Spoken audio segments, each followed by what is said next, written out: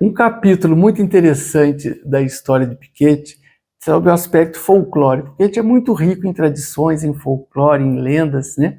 E você, como em todos os lugares, o imaginário ele é muito rico, muito vasto. Principalmente quando a gente volta décadas atrás. Se hoje as pessoas têm medo do desconhecido, então imagina décadas atrás como não era o imaginário.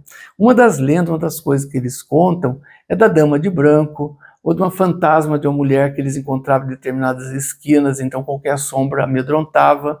Outras vezes falam da Caporinha, a lenda da Caporinha. Eles tinham medo de passar nas Santas Cruzes, havia uma Santa Cruz no caminho de Itabaquara, as pessoas não passavam a noite porque via uma dama de branco, via uma mulher sentada. Então o imaginário, qualquer coisa assustava. E havia também da Porca os Sete Leitões, que habitava o porão do antigo grupo escolar. O grupo escolar antigo do Piquet era uma sede, uma antiga fazenda do século XIX. Então pertencia à dona Mariana Relvas, que era proprietária, ficou abandonado muito tempo. Quando cria as Escolas Reunidas de Piquet em 1913, junto às escolas isoladas, o governo cria, põe o professor Luiz de Castro Pinto como primeiro diretor e tiveram que adaptar aquele fazenda enorme. A gente olha a fotografia dela, era um prédio muito grande e antigo. Eram 4 ou 5 duas salas, uns salões grandes, uns quartos pequenos, 4 ou 5 alcovas. As alcovas não tinham janelas, então imagina fazer esse espaço virar biblioteca, que tinha biblioteca, havia museu nessa escola, é muito interessante. E o porão eles usavam para guardar material escolar, material de limpeza, era um porão, um depósito. Só que o imaginário das crianças, com medo de castigo, havia Porca e os Sete Leitões, que era uma fantasia maior que assombrava a noite. Acontece que Piquet era dividido em 2 partes. O Piquet, que todo mundo referia, que é próximo à Matriz Velha, próximo à prefeitura, que era lá embaixo, ao cinema. Piquet era só as 2 ruas lá para baixo. E depois, com a fábrica, vai criar a Vila Operária São José. Tá? Então havia uma certa rivalidade entre os moradores da vila e os moradores do Piquet.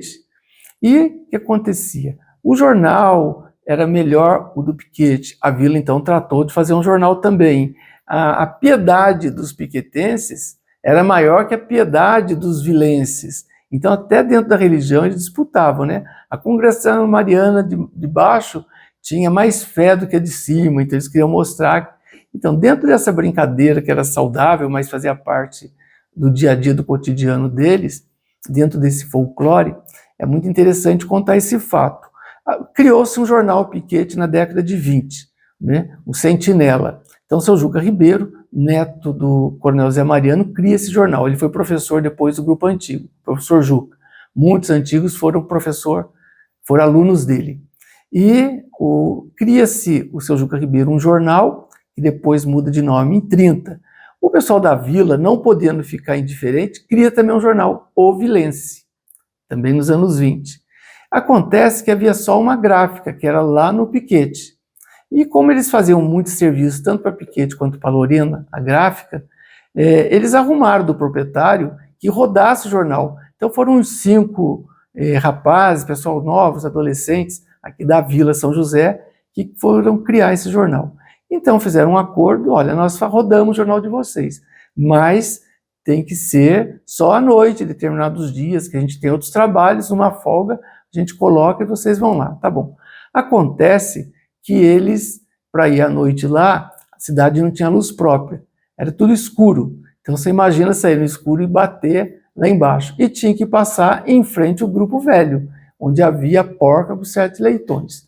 Então eles só podiam ir quando existisse ou quando tivesse algum adulto com disponibilidade de tempo para acompanhá-los, né? E essa história foi contada por muitos, e essa história também pelo meu avô, o Defonso Botelho. Meu avô sempre foi viciado em jogatina. A vida toda eu lembro do meu avô jogando buraco, ou jogando truco, ou jogando. E havia um lugar dele jogar lá próximo da estação. Então os meninos combinavam: seu Defonso, o dia que o senhor for jogar, a gente pode ir junto? Então meu avô ia com eles, né? Eles ficavam lá na gráfica, e tal hora meu avô passava e eles subiam com o meu avô. Tá? Em determinado dia eles estão voltando e está trovejando, está ameaçando aquela chuvarada toda, então o relâmpago iluminava o caminho, e eles, muito corajosos, foram ficando cada vez com mais medo, mais chegando próximo dele. Quando eles estão passando próximo, um relâmpago ilumina e faz um barulho.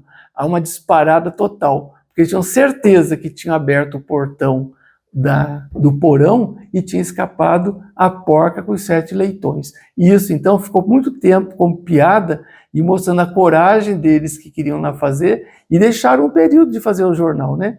E é uma pena que a gente quase não tenha, porque os poucos exemplares foram se perdendo, ficou só a história registrada em crônicas de trabalho feito por Palmiro Mazieiro, seu Carlos Vieira também conta esse fato, e do meu avô, que eu também ouvi contando esse fato. Então é muito interessante, se a gente for ver lendas urbanas e resgatar essas histórias, o imaginário é muito rico.